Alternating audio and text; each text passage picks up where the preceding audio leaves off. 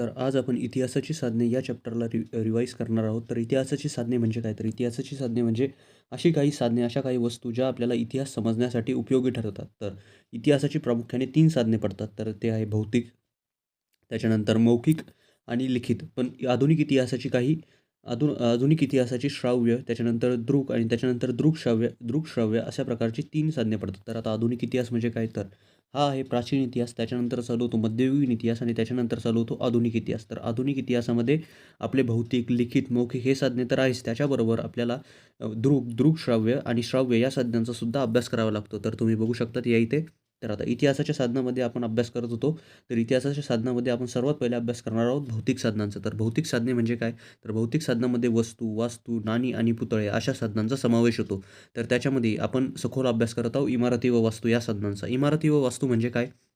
तर वास्तू म्हणजे याच्यामध्ये अनेक इमारती, त्याच्यानंतर पाणपोया, पूल या सर्व गोष्टींचा समावेश होतो. तर इमारती म्हणजे काय? तर आता इमारती म्हणजे ज्या इमारतींमध्ये इमारती म्हणजे ज्या बिल्डिंग्स त्याच्यामध्ये प्रशासकीय कचेऱ्या असतात, क्रांतिकार्यांची निवासस्थाने असतात व त्याच्यानंतर काही ज्या इमारती आहेत त्यामध्ये संग्रहालयसुद्धा बनवलेले असतात. संग्रहालय म्हणजे जेथे ऐतिहासिक ठेव्यांचे जतन केले जाते. तर याचंच एक एक्झाम्पल आहे अंदमान येथील सेल्युलर जेल. या इथे हे जे जेल आहे ही एक इमारत तर आहे, तर याच्यामध्ये एक संग्रहालय पण उभारण्यात आलेलं आहे. तर त्या इमारतीमध्ये संग्रहालय उभारण्यात आलेलं आहे. तर त्या संग्रहालयामध्ये आपल्याला काय बघायला भेटतं? स्वातंत्र्यवीर सावरकर यांच्या क्रांतिकार्याविषयी आपल्याला माहिती मिळते. तसेच त्याच्यानंतर पुतळे आणि स्मारके हे सुद्धा भौतिक साधनांचेच प्रकार आहे. पुतळे आणि स्मारके अनेक राज्यकर्ते जे असतात, महान नेते असतात, त्यांचे पुतळे उभारलेले असतात. काय असते त्या पुतळ्यावर? दर्शनी पाटीवर त्यांचे पूर्ण नाव असते, त्यांच्या जन्म व मृत्यूची नोंद असते आणि त्यांनी काय कार्य केलेले आहे याची सुद्धा माहिती तिथे असते. फॉर एक्झाम्पल महात्मा ज्योतिराव फुले यांचा पुतळा, डॉक्टर बाबासाहेब आंबेडकर यांचा पुतळा. तर आणि काही ज्या घटना असतात त्यांची स्मृतिप्रित्यर्थसुद्धा उभारलेली असतात. स्मृतिप्रित्यर्थ म्हणजे काय? तर फॉर एक्झाम्पल एक घटना घडली आणि त्या घटनाला अनुसरून एक पुतळा उभारण्यात आला. जर आपण जेव्हा बी त्या घटनेचा विचार करू, तर आपण त्या पुतळ्याला सुद्धा बघू व आपण त्या पुतळ्याला जेव्हा बघू, तेव्हा ती घटना आपल्या दिमागामध्ये येऊन जाईल किंवा आपण त्या घटनेबाबत आठवू. तर फॉर एक्झाम्पल परत एकदा मी सांगतो, तर एक घटना घडली, त्या घटनेला अनुसरून एक पुतळा उभारण्यात आला आणि आता आपण जेव्हा पण त्या पुतळ्याला पाहणार आहे, तो पुतळा आपल्याला त्या घटनेचं ती घटना आपल्याला त्या पुतळ्यावरून लक्षात येणार आहे. तर त्यालाच म्हणतो आपण, की घटनांची स्मृतिप्रित्यर्थ स्मारकेसुद्धा उभारलेले असतात. तर अशा प्रकारे भौतिक साधनांचा अभ्यास आपण केला. आता आपण बघूया लिखित साधने. आता पत्रव्यवहार, वृत्तपत्रे, चरित्रे आणि नियतकालिके या सर्व गोष्टींचा समावेश जो आहे तो लिखित साधनांमध्ये होतो. तर आता आपण लिखित साधनांचाही सखोल अभ्यास करूया. तर वृत्तपत्रे म्हणजे काय? तर समकालीन म्हणजे या काळातील म्हणजे जो काळ चालू आहे त्या काळातले. फॉर एक्झाम्पल 2024 चालू आहे, तर 2024चं वृत्तपत्र तुम्हाला येणार आहे. 1920 चालू आहे, तर 1920चं वृत्तपत्र तुम्हाला येणार आहे. याला म्हणतात समकालीन.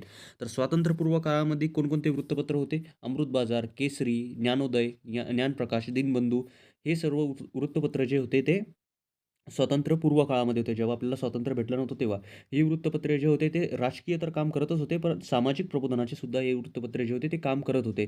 जसे मी तुम्हाला सांगितले अमृत बाजार, केसरी, ज्ञानोदय, ज्ञानप्रकाश, दिनबंधू हे सर्व जे वृत्तपत्रे आहे हे सामाजिक प्रबोधनाचे सुद्धा काम करत होती. म्हणजे जनजागृतीची सुद्धा हे कामे करत होती. त्याच्यानंतर विष्णू शास्त्री चिपळूणकर यांची निबंधमाला व तसेच गोपाळ हरी देशमुख यांचं प्रभाकर हे साप्ताहिक म्हणजे 7 दिवसाला प्रकाशित होणारे आणि त्याच्यानंतर जे नियतकालिके असतात त्यांचेसुद्धा प्रकार पडतात. वृत्तपत्रे म्हणजे काय? तर वृत्तपत्रे म्हणजे जे एका दिवसाला पब्लिश होतात. म्हणजे आज जी घटना घडली ती उद्या पब्लिश होणार आहे. पण नियतकालिके म्हणजे काय? नियतकालिकांचे प्रकार पडतात. जसे पाक्षिक म्हणजे काय? तर 15 दिवसामध्ये ज्या घटना होत आहेत त्यांच्या बाबतीत लिहिलेलं असतं. साप्ताहिक म्हणजे काय? 7 दिवसाच्या घटना लिहिलेल्या असतात. तर अशा प्रकारे जे आहे ते नियतकालिकांचे सुद्धा प्रकार पडतात. तर त्याच्यामधूनच एक प्रकार आहे गोपाळ हरी देशमुख यांचे प्रभाकर जे आहे ते साप्ताहिक आहे.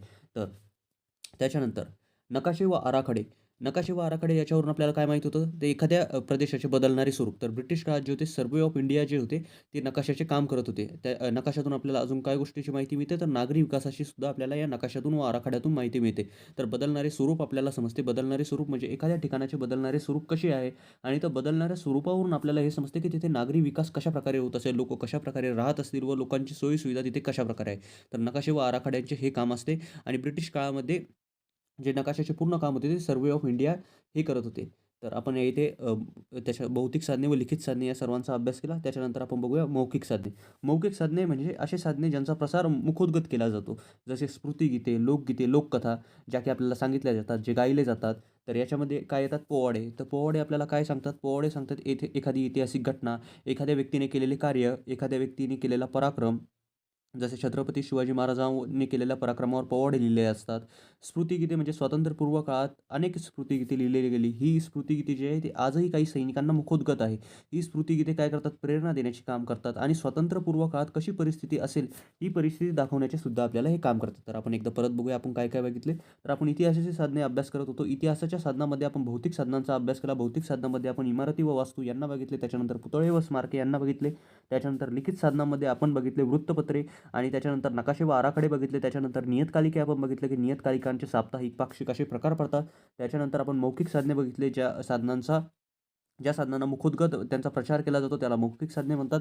मौखिक साधनामध्ये आपण पोवाडे, त्याच्यानंतर स्फूर्तिगीते बघितली. आता आपण काही आधुनिक इतिहासाची काही महत्त्वाची साधने बघणार आहोत. तर जसे मी तुम्हाला सांगितले होते, की इतिहासाची जी आहे ती 3 प्रकार पडतात. एक आहे प्राचीन इतिहास, त्याच्यानंतर मध्ययुगीन आणि त्याच्यानंतर आधुनिक.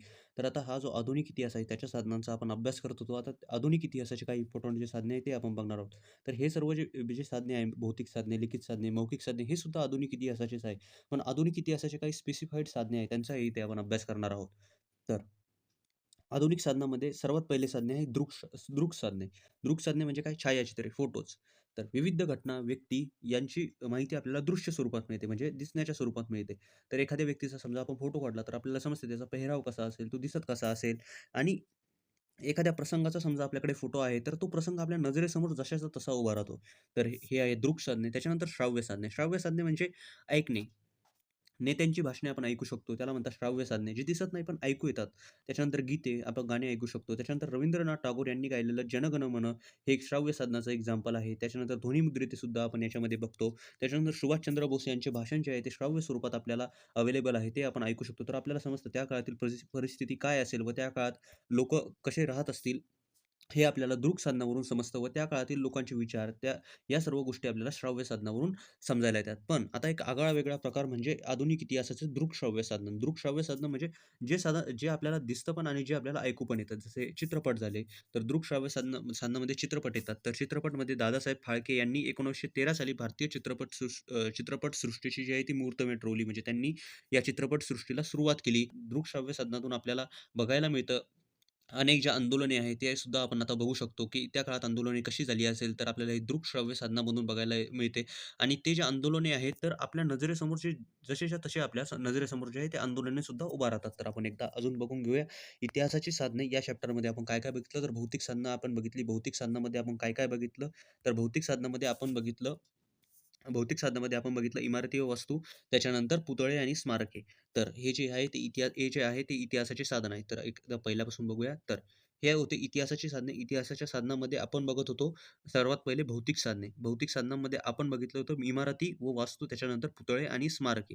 तर हे आहे तुमचे भौतिक साधने. भौतिक साधनामध्ये आपण इमारती व वास्तू, पुतळे व स्मारके यांचा अभ्यास केला होता. त्याच्यानंतर आपण बघितलं होतं लिखित साधने. लिखित साधनामध्ये आपण वृत्तपत्रे, आराखडे व नकाशे हे बघितले होते. त्याच्यानंतर नियतकालिके, नियतकालिकांचे काही जे प्रकार होते म्हणजे जे पाक्षिक होते, त्याच्यानंतर जे साप्ताहिक होते ते आपण बघितले होते.